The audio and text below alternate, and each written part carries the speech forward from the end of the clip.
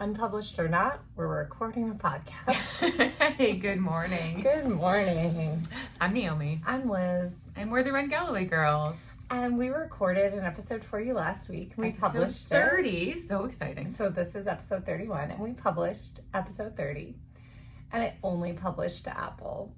Yeah, so that was kind of a bummer. We need to go troubleshoot that. It's still, the sound's on our website. The sound was great with our... I know, we finally figured it out. Our amateur professional setup. We finally figured out how to each use a microphone, how to record really great sound. I don't know why, it took us so long because it was really easy. Well, most of the time, it's just unmute the microphone. Normally, I'm like, yeah, I'm tech savvy. And then these kind of things come up and you're like, yeah, no. Well, it's funny because I consider myself really tech savvy too, but with microphones and new equipment that we have never used before. And it's microphones are actually really, they're magnets and they're not very advanced. They're they're a basic. Right, they're super super basic. They haven't changed since since and invention. Brian was showing me his microphones that he likes using. Excuse me, I'm gonna sneeze. Bless you. Oh my gosh, I'm so sorry. There's a sneeze on the podcast.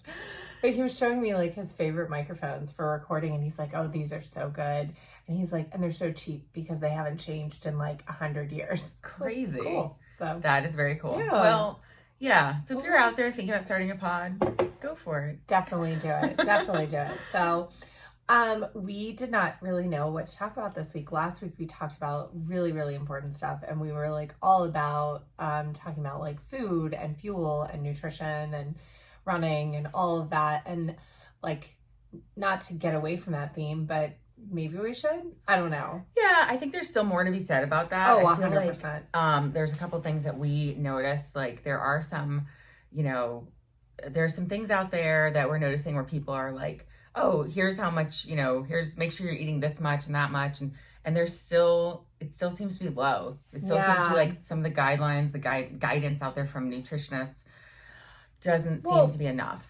One of the people that I follow when I started to really try to look at intuitive eating is No Food Rules on Instagram. And I actually just looked at one of her things. She said, and it was it was a comparison to obviously not clickbait, but a grab your attention of 2 Oreos and a package of Oreos. Mm-hmm. If you think eating 2 Oreos will cause you to gain weight, it was basically gaining, the long story long of it was gaining weight isn't necessarily a bad thing.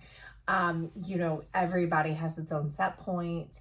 Weight helps you regulate your metabolic system so that you feel better. And so it's just important. Now it's tough because a lot of these nutritionists that I follow that are don't worry, eat whatever you want, blah, blah, blah, are really, really lean. Right. And so I have a hard time because I'm if you get to be that lean, why can't I?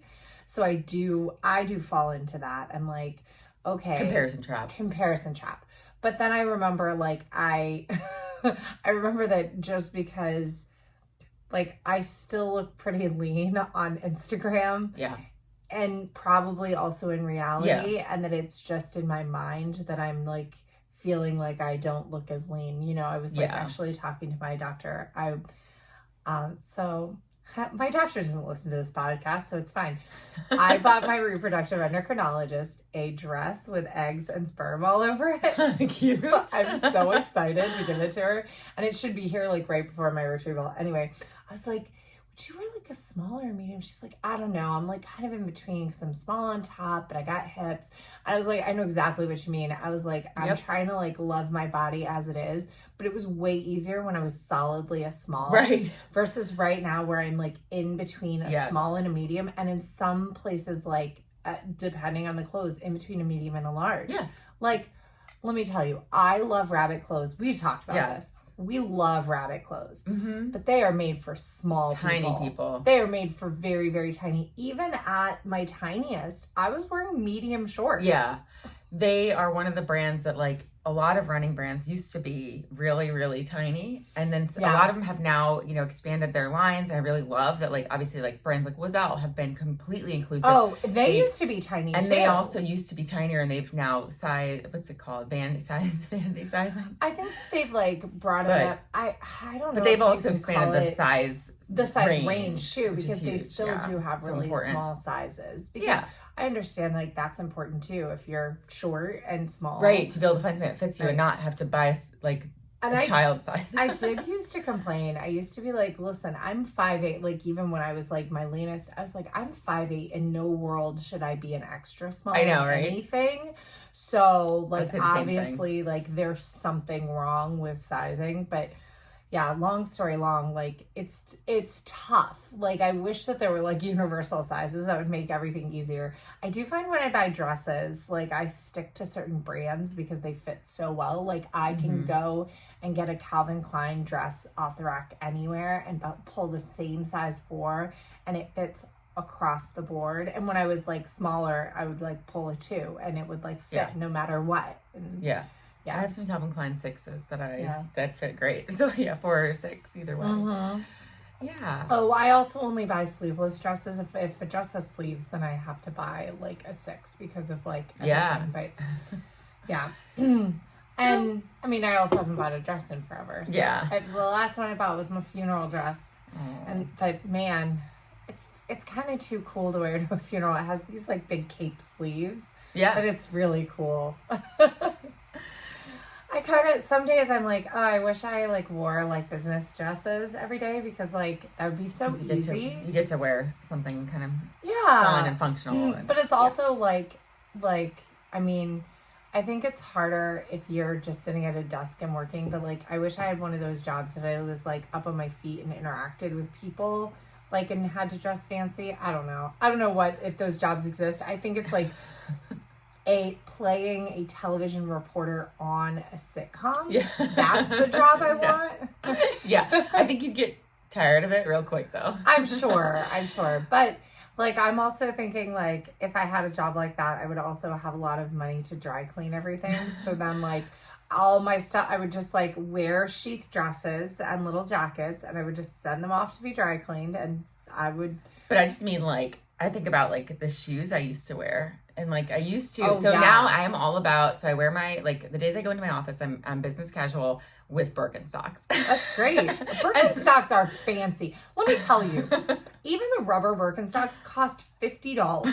That is an expensive pair of shoes. Fancy shoes. Oh yeah, way more expensive than I used to spend when I had to like dress up and buy crappy shoes from Target or Payless. Right. Regular Birks are like $100. Yeah. So like those are fancy when shoes. I'm wearing the regular $100+ Bergs to my work, but I used to wear, and like I think about that with my planter and how I used to wear terrible shoes, and I'm like, I wonder if like things you do in your youth, when you just like wear any shoes. I used to wear like exclusively pointed toe pumps and like fancy, like, all right, you know, like really fancy shoes, like wedding shoes or prom shoes with like silver and sparkles and like I would wear those with like jeans. Yeah.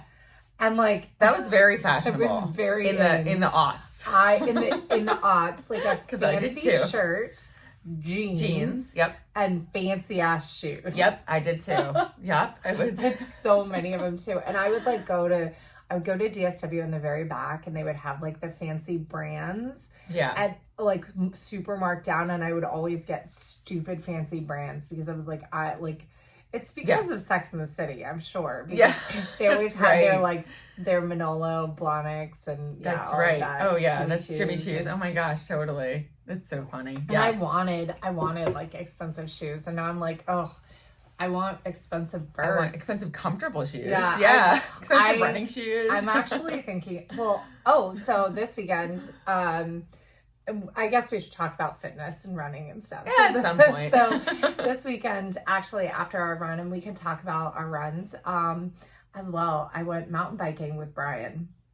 And he actually had like a little collision with a guy of another couple that was out riding together. And it was so scary. It was scary, but everybody was okay.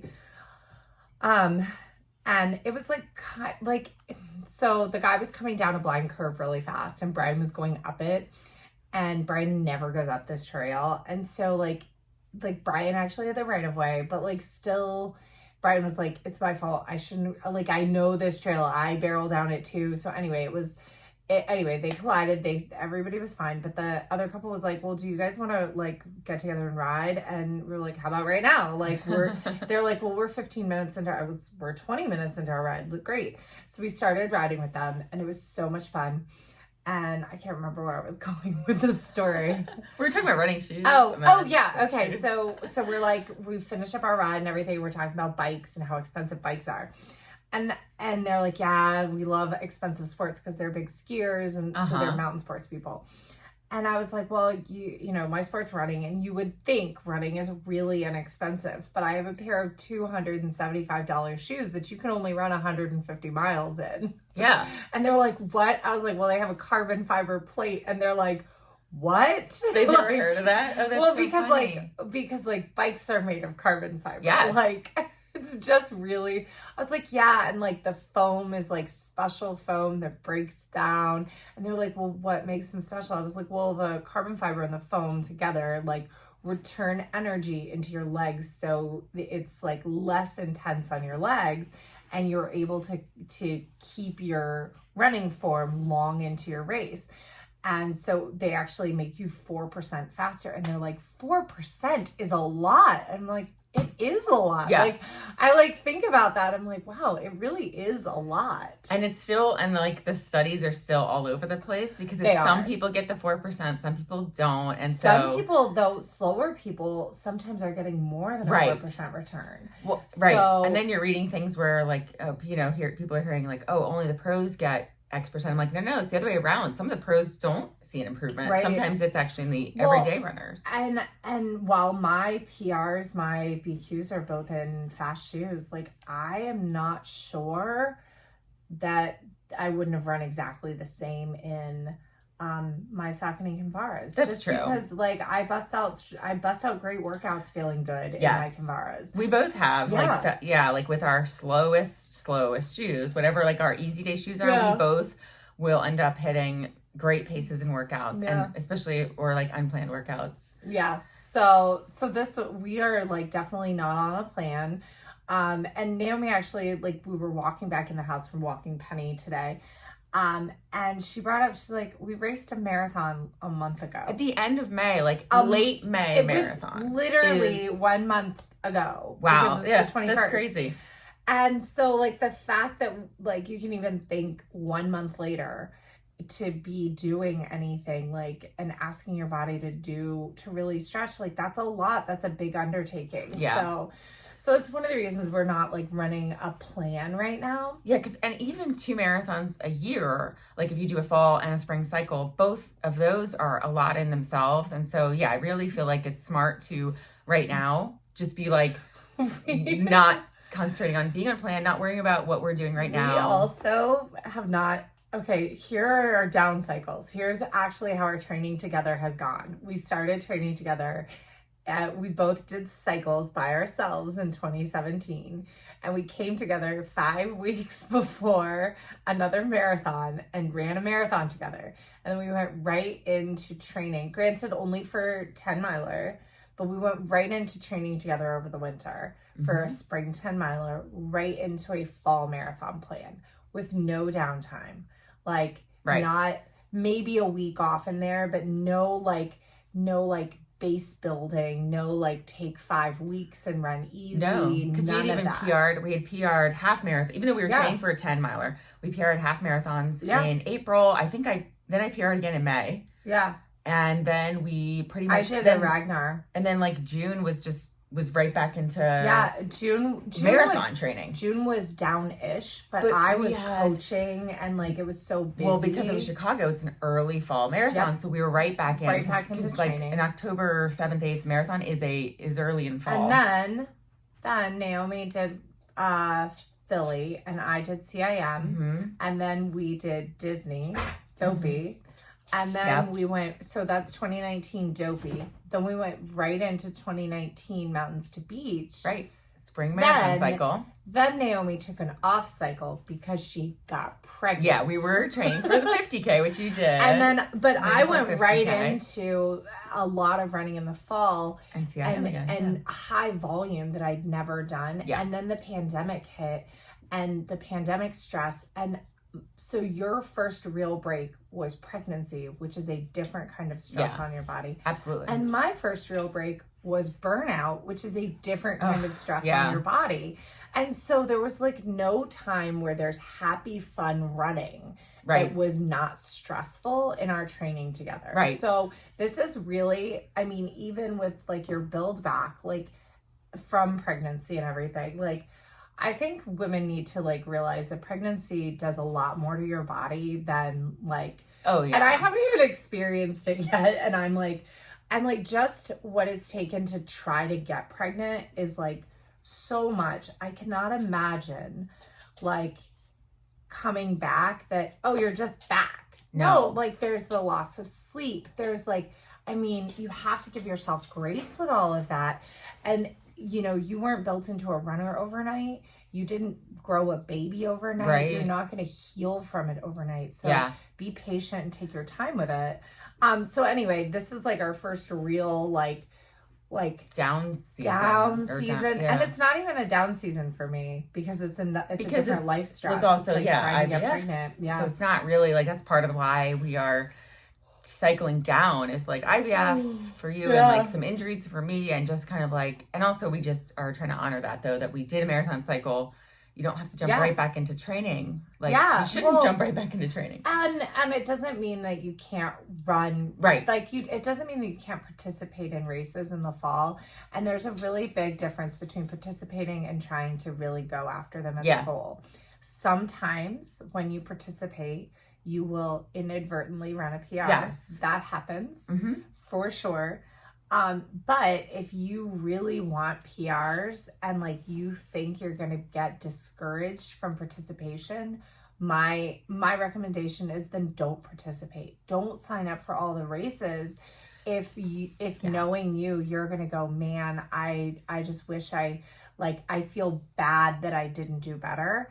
I mean, I know that sometimes participation makes me excited, be like, wow, I participated in that and did pretty well. Even if it's not a PR, like I feel great. I'm excited to try to do better. Yeah. Like you have to know yourself about that. It lights a spark or it like keeps a spark going. And so like, I was thinking about that too for like, because the fall is still obviously up in the air, very much based on what happens with you, like, and then what I decide to do. Like it's like I want to train with you, but at the same time, if you are pregnant, then maybe I'll do this or that. But I'm like, well, it could kind of be like seasons I had before, like in 2016 or 17, where I was kind of doing all the races and not necessarily, worrying about PRing any of them. Because I remember like, I was thinking about how we haven't done many 10Ks.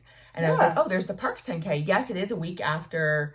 It's 7 days after Marine Corps. Yeah.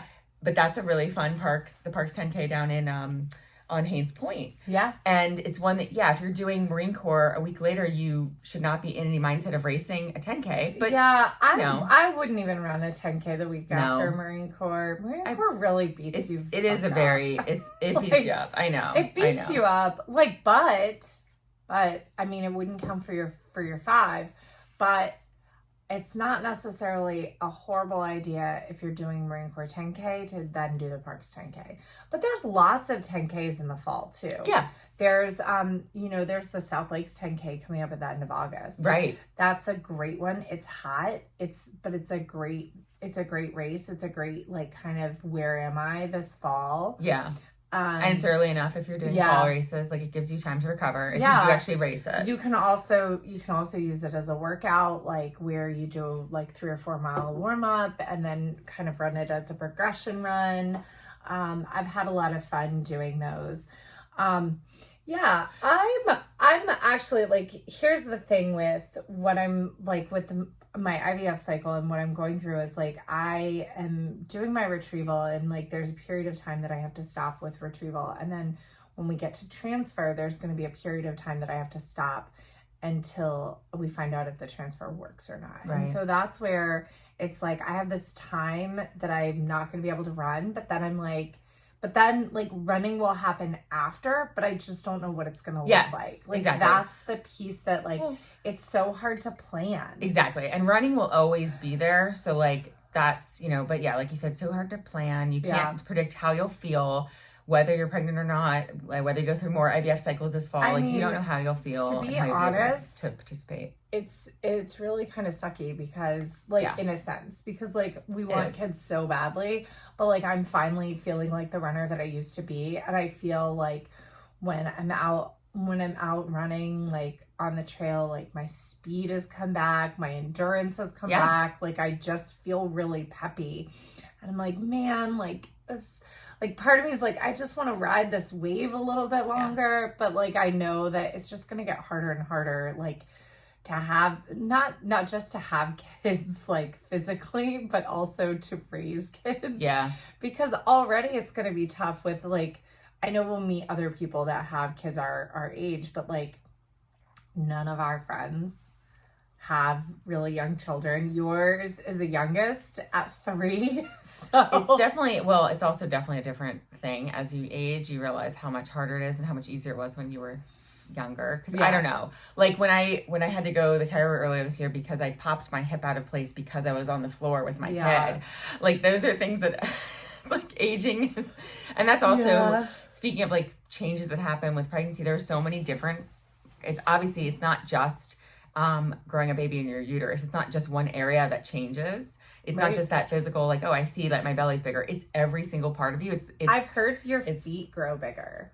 That didn't happen for me, but it happens for a lot of people. I didn't change shoe sizes, but like, you know, your round ligaments, your hips, everything can change, and some of it doesn't go back where it was. And so there's just so many things that you should be, if you're, you know, for people who've had a baby, realize that like, it's not going to just, there's no such thing as just snapping back into anything because you're a different person now. Yeah. And, you know, and just to like kind of recognize that and realize it's all the different body systems, not just one part of you. And as you mentioned, your brain, because you tell me that, so I have no memory anymore. My memory's shot. My brain is Swiss cheese. I like joke that placentas are made of the mother's brain cells. Yep, and I believe it because I have lost my brain since having I don't think that kids. That's actually. I mean, I know that's like not actually true. Not. But there's something that happens. And I think that it's biological, so that women do forget the pain of childbirth. But there's something that it does take a lot of like the memory pathways, and it's like, hey, we're just gonna do a whole system reset. We're gonna erase everything. Yeah. And sometimes you're like, wait a second, I didn't mean to time machine that far back. I know. So I just pretty much have no memory anymore. It's terrible. Yeah, well, that's gonna be horrible for me because I already have no memory, and I make the horrible joke. My mom has early onset Alzheimer's, and she's doing really well. But I do make the joke, like when I forget stuff, I'm like, oh, it's my Alzheimer's. Yeah. Brian's like, don't make that joke. That. I'm like, bad jokes is how I cope with things. Exactly. Sorry, don't take away my coping skills. Which is a horrible, like, thank God, like, I've met some people, I've met, like, people on the internet who are going through IVF who also have a dark sense of humor, so it's fantastic. Like, this one They get it. This one woman posted yesterday, she goes, yeah, my friend said to me, she had a embryo transfer fail and it's a donor, so long story long, as you get older, your success with your own eggs goes down. However, when you're older and you use donated eggs, your success goes up to as if you were in your 20s. So it's like, it's almost a guarantee. So by the first donated euploid embryo should be a 65% success. The second one brings your total success up to 85, and your third transfer brings you to a 95%. You should definitely walk out with a baby if you have 3 donor embryos. So that are euploid. So that's like genetically tested. So she had one fail, and she's like going through everything to like make it work. And she goes, a friend of hers said to her, Oh, that one would have been a serial killer, so it's fine. So you dodged a bullet there. And she posted this, like, just in text on her stories. Yeah. And I, like, laughed out loud, and I was like, oh, God, what if she's mad at her friend? And then she, like, posted, like, hey, I have a dark sense of humor, and I thought this was great. Great, good. Like, don't come at me. And I'm like, oh, thank God, this is why we're friends. And she actually lives in Atlanta, and, like, right after we got back from Atlanta, she was like, I didn't realize that you were visiting Atlanta. I was like, we could have gotten lunch. So yeah, next time. I mean, except next time for Just Race, hopefully fingers crossed, you're gonna not be able to come. I'll be all knocked up and won't be able to come. Yeah. But I mean, or I have a baby in Atlanta. They won't let you fly. Your doctors won't let you. I have a baby on the plane. Who's not gonna let me fly? The doctors are gonna tell me, like, what are they gonna do? Sit on me? Like, that's what I don't want to get. That's what I don't get. Like, the doctors won't let you. Yeah, because you buy a ticket and you just go. No, but because you're too smart to do that. Because the part of it is the extremes of the like you don't want pressure. Yeah, yeah, because you have risk of blood clots and stuff like that when you fly, and there's all these risks, so you don't want to take any risks like that. All right. The later you get in your pregnancy. Oh, I guess. But what is the latest that you're allowed to fly? Like, does the airline stop you? Do they look at your belly and go, oh, you can't No, no. It's just like your doctor will recommend that you don't if you have, especially if you have a high-risk pregnancy. Well, and I believe any pregnancy over the age of 30, over 35 is high risk, like automatically. And then over, well, with IVF, it's probably even with different. IVF, it's probably all any IVF pregnancies are high risk. Because mine wasn't, my first one wasn't considered high risk, but my second one was. And like, they tested me for everything, and Yeah, that's actually one of the good things is like a lot more blood tests are covered. Right. So, right. Which is exciting. Oh yeah. No, like it was like, I liked having more knowledge. So it was fine to be considered high risk and have a million testing and monitoring and weekly, ultrasounds and all that fun stuff. I'm so tired this morning. I'm like, I know.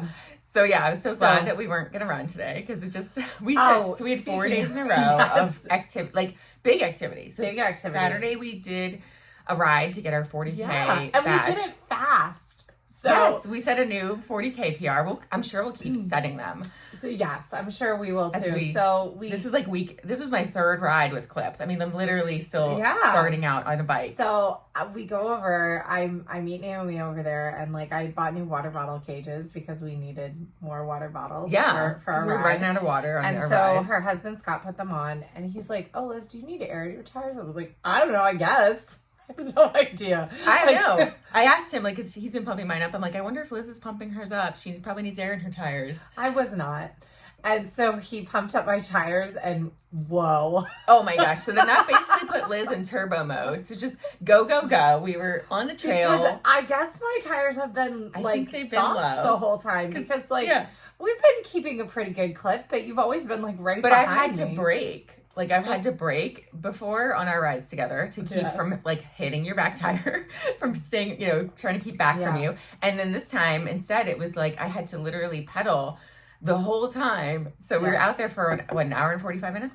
I mean, I was going 19 and a half. She was flying. She was flying. I was like, oh, cool. I could do this. Yeah. She was flying out there. So it was really fun. I'm kind of thinking I might like to try, I've done Olympic distance triathlons, and I would definitely start with a shorter distance. I wouldn't jump into a half Ironman, but I think I would like to try maybe a half Ironman distance triathlon at some point. I think you're built for it. Yeah, you've got all the sports. I just don't know if I can run off of a bike. That's my big question is could I run off of a bike?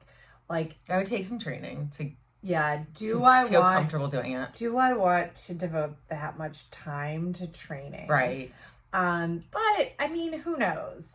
Maybe once I have a kid, I'll want to stay away from the kid as much as possible. So you're I have to go train for 60 hours this week.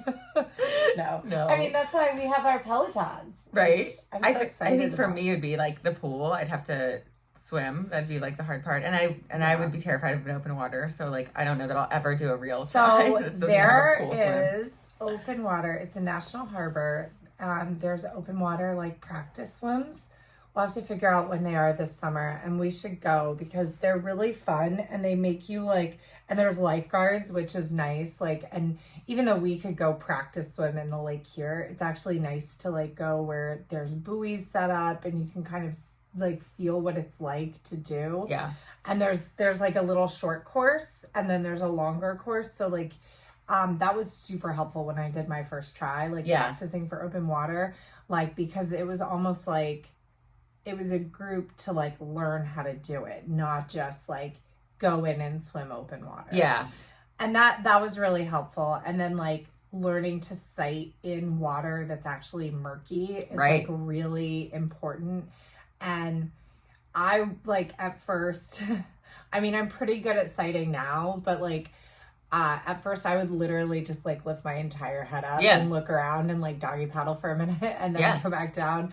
And actually not doggy paddle because I can swim with my head up for, in fact, oh my gosh, this is actually a funny story. So I was in a lifeguard training class.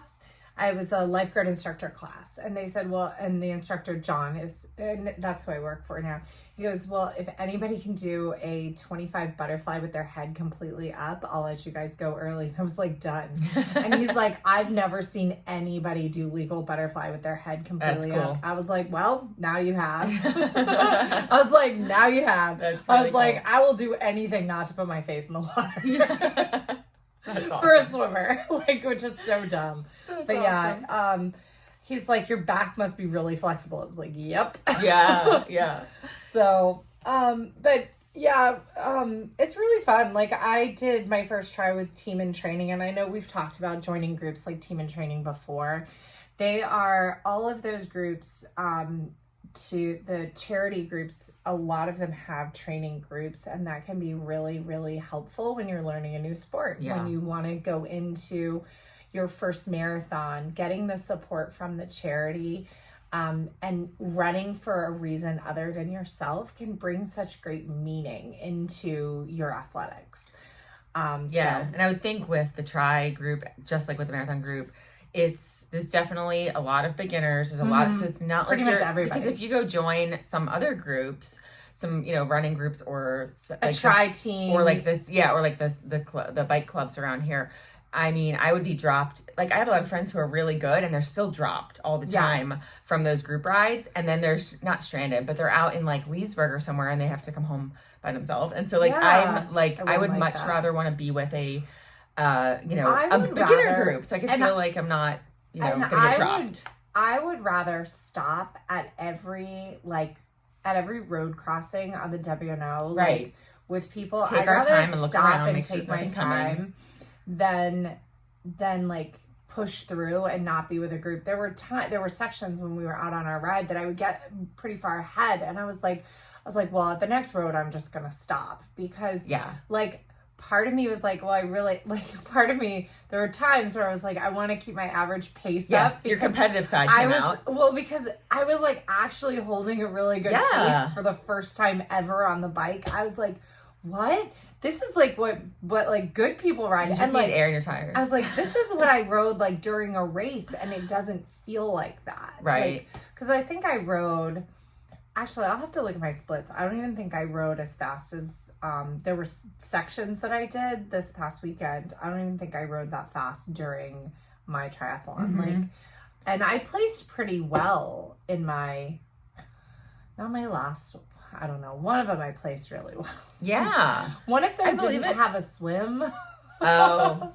So it's hard to like compare. Yeah. So, and that's usually where I place well is the swim. Yeah. Oh, for sure. That's like one of your best sports. So, well, I mean, it's also like it's just like who you're against. Like, you know what I mean? Like there's some like I remember the Bishop events races, which are so fun around here, but like when you're winning third overall female with like a 1:55 and a half, like that's And, like, that's the other thing, like, I don't know, I was going to post the video of me, like, not getting on my bike, and then where you're flying by, and I'm running my bike behind you, so I'm taking some funny reels this weekend, but, that's like, funny. athletically, I'm not like an athletic person. I'm not coordinated. I never did sports as a kid.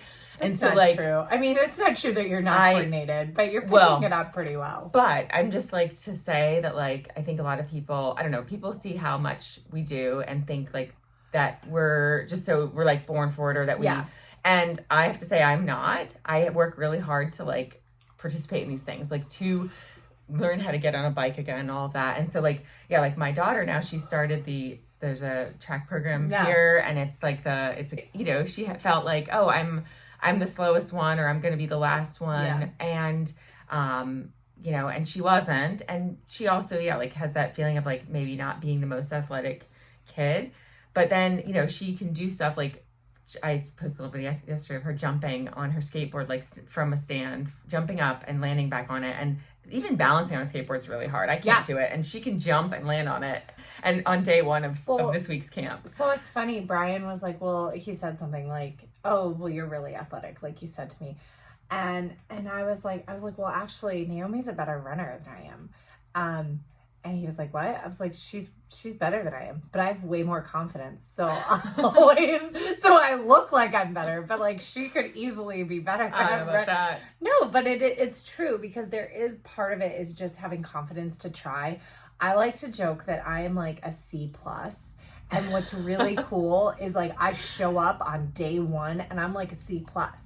I don't get much better, but like that's pretty amazing to show up on your very first time doing something and be C+ at it.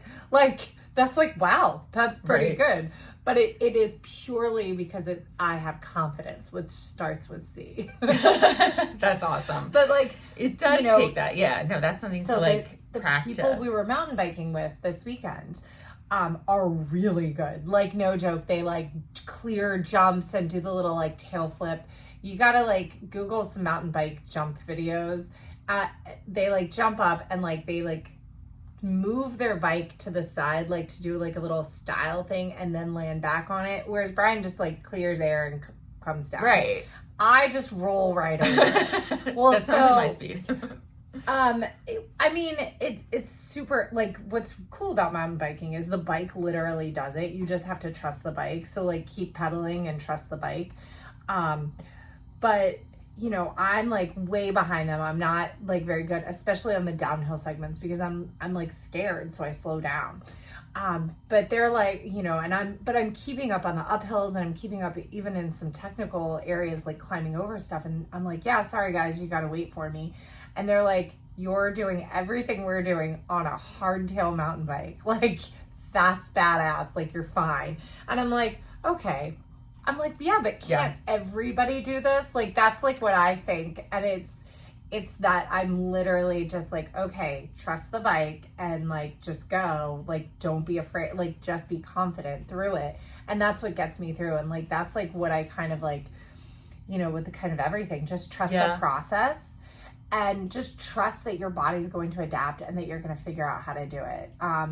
I think that a lot of times we say these things about ourselves because somebody said them to us as children, like you're not athletic or you can't do this or you're not as good. And we like then embody that. So I would say if you have those feelings, like Naomi shared, of not being athletic is like, or it being hard, like that's okay if it feels hard, because it should feel hard to try new things, but don't let that hold you back, because sometimes just a little bit of confidence helps you fake your way through stuff. It's like, it's like you have a growth mindset. Like you just have that, like a childlike mindset of being like, I can do anything. There's nothing stopping me. Where the rest of us feel like, no, either I've been told or through example of like never being able to run the mile in school when we had, you know, the forced mile, and never being able to do it, and like being the last person to do it, to walk the, you know, the they let us walk it. I remember walking the mile. I remember running it for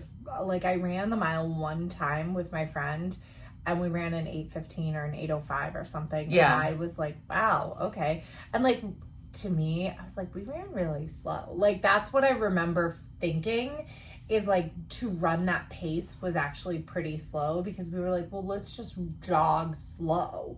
And that's the time we got. So, I mean, like, it's funny because like 8 still feels really fast. Yeah. Like, but I guess the run pace doesn't. I don't know. Right. When you're used to now that I know running and know myself, I'm like, oh, well, that makes sense that would feel kind of easy. Yeah. But you had that natural ability that you just didn't. I just didn't know. Didn't know and didn't try. And so I used to think that like 200 was the longest that I could run, which is like it still feels like that. It feels like it does. Like a minute feels like a long time. Oh my gosh, it does. A minute feels like so long. Well, but we did our big ride, which was so fun, and I can't wait to do more big rides. Like I really am so excited about big rides because I'm going to be able to continue to do them. I double checked with the doctor. Good. They were like, absolutely, that's no impact. They said you might not be comfortable on a bike. Like later, I was like, all right, whatever. We'll cross that bridge when we get there. But once you feel unbalanced, that will be different. Like, but no mountain biking once my ovaries get big. Right. Just like no running. But road biking impactful. Is A-okay. Peloton is A-okay. Good. Gentle yoga, A-okay. Like no twisting. Yeah. Gentle swimming, no aggressiveness. So we got a plan in place. But then on Sunday we went ahead and we ran and we did half miles. So we did 30. We were just thinking it was just gonna be like an hour of easy running.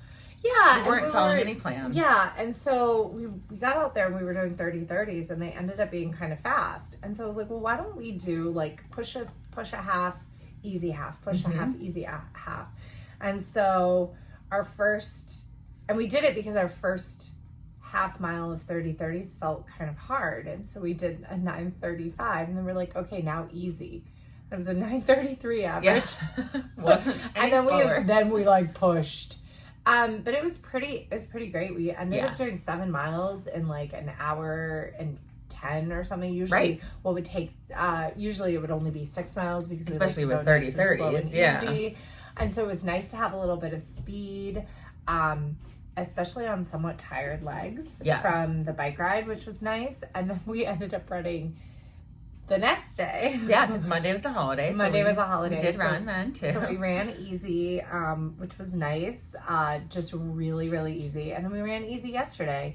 And we were able to get our 50-mile badge because I might have been told yesterday after a run to stop running. So that's why I was like, oh, let's get this in. Get the runs in while you can. And like, again, like 50 miles for a month is so low comparative to what we've done before. But it wasn't 50 miles in a month. It was 50 miles in 20 days. I know. But it's still low. And so, we're still definitely taking a low month or a low couple months of not really, not pushing. Well, but it was low running volume, but I'm still interested to put the hours of work. That's true. On paper. And I'm really interested in doing more time-based. With all the biking, like it definitely wasn't, we haven't taken really that much, we haven't taken time off activity. We've just put it into other sports things. like biking. Like, cause I had my first 50 mile month in biking, like a month ago or 2 months ago, whenever it was. And then I had my first 50 mile week with biking this month. Because we did the 100K. Yeah. So we're like, progressing quickly. Oh my gosh! If we keep it up, we're gonna get the bike badge. I think maybe we'll get it next month. Yeah, or maybe we'll get it on the next quarter, like the one that ends. Oh yeah, September 100%. We're gonna get that one because I worked it out.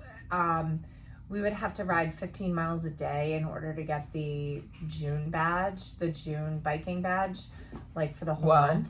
But like that's actually it is, but it's not if we did like a 40K and then a couple of 10Ks. I know. It's really not. It's doable. I mean, it is doable. I don't know that I want to push to actually do it, but no.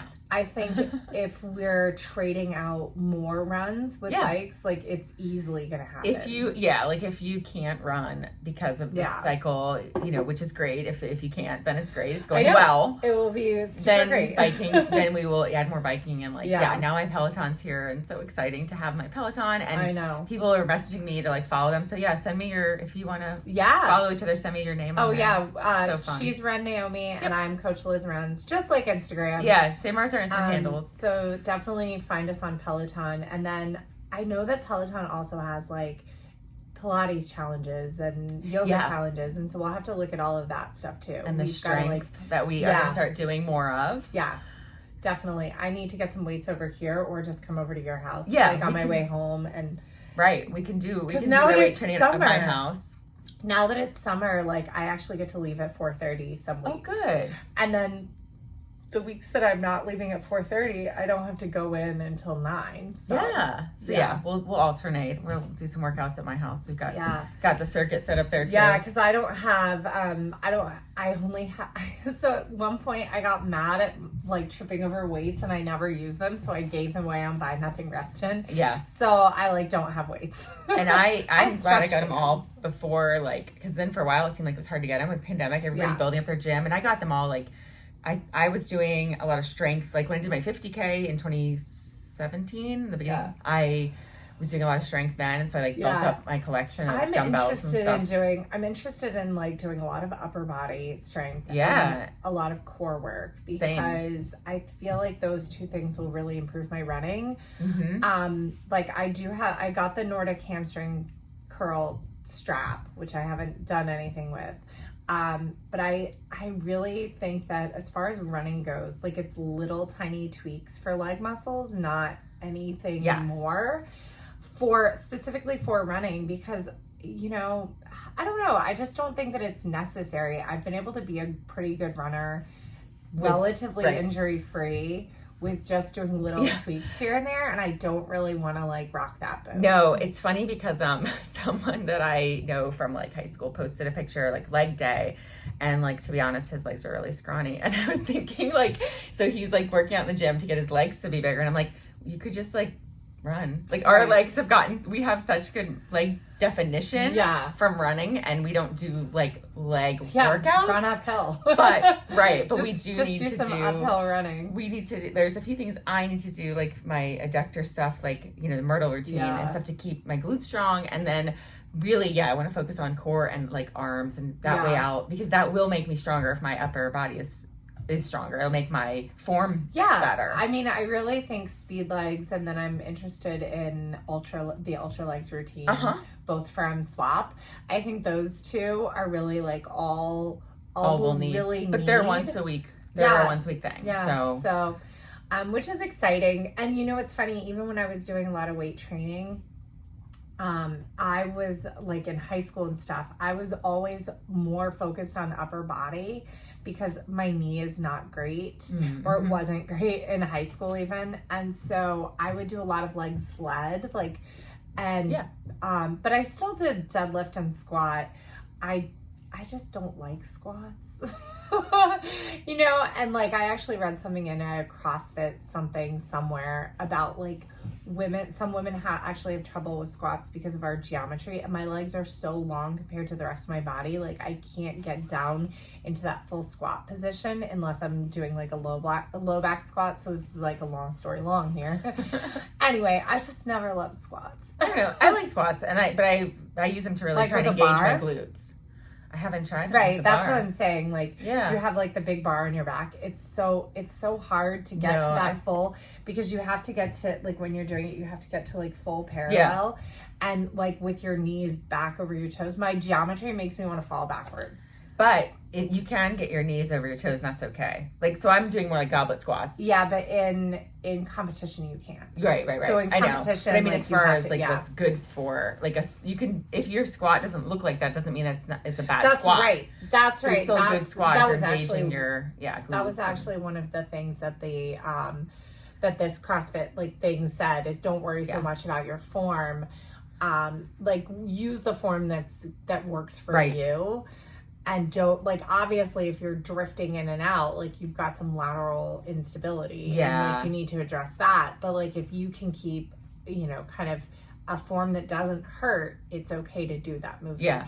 And that's what they're finding in kids too. Like, there's this whole thing in like kids, like OW sitting is bad, which is like where you sit with like your feet outside of your body and you're sitting flat on the ground, like with your butt on the ground and your knees out and your feet next to you. And they say that that's bad. So it's a sign of a weak core. So a lot of kids with like low muscle tone will W sit. And so it's a sign of a weak core, and like W-sitting provides a stable base for playing on the floor. And I still W-sit as an adult. I'll sit that way too. But it's supposed to be bad for the feet and knees, but it's not if it's comfortable. If it's comfortable, then it's not. Yeah. But you still want to treat the underlying weak core in physical and occupational therapy. So that's like they used to say like, oh, stop the habit. And it's like, no, just support the reason why the habit is happening. Right. That makes sense. So, and I think that's the case with like adults too. Yes. Like if you do something like to correct for something that you have naturally, like it doesn't mean stop doing the thing. It's like recognize that thing is happening because of something else. So fix the something else. Right. You know, I mean, I got to tell you, every single person that ever is like, oh man, I have IT issues. I'm like, well, you really got to fix that glute. Exactly. Like if you've got IT band issues, like you have some like super weak glute. Once you fix that, your knee pain's going to go away. Yeah, exactly. So. Glute or any other, or I mean, not just IT, but yeah, like obviously adductor or high hamstring. I don't know. It's glute. I don't even know what caused my adductor muscle. I think it was just fatigue because I didn't do any like rehab and it just went away. Yeah. So it was taking down the mileage for you. I did. I remember I did dry needling and I took like 7 or 8 days off, and it was in between Marine Corps and CIM that I took that time off. And then it went away. Like, it was, like, better. That's good. And so I don't know what actually happened, but I know that it was caused from crossing but that's it. It was caused by crossing my legs on a plane, on a 5-hour plane ride, not from a weakness. It was caused from, like, being in a weird position. Yeah. So that could also be the difference, is that... Right. The difference of not being it wasn't necessarily an overuse injury, but a it freaking hurt trauma running. Injury. It freaking hurt running Chicago. I remember wanting to stop because we had already like broken separated apart, and I was like, man, this just hurts. Yeah. So I got to get mine sorted out so that I can continue to run. Well, I think we should probably go because I have to go take a shot. I know. Time to go. Well, hopefully we'll get this one to publish. And last week's episode, and keep tuning in even if we never get these published. Just kidding. Then you won't know to tune in. Hopefully we'll get these published. Yeah, and thanks for listening and supporting us. Thank you so much. Please send us more comments, questions, and if you'd like to support the podcast, you can go to rungallowaygirls.com/shop. You can also shop direct at beautycounter.com/rungallowaygirls. There's a new product launching today. It is a vitamin C dark spot treatment. Yeah, we'll have to talk about that at some point. I know. It's exciting. All right. Well, have a wonderful day, and we will see you guys later. Yay. Bye. Uh-oh.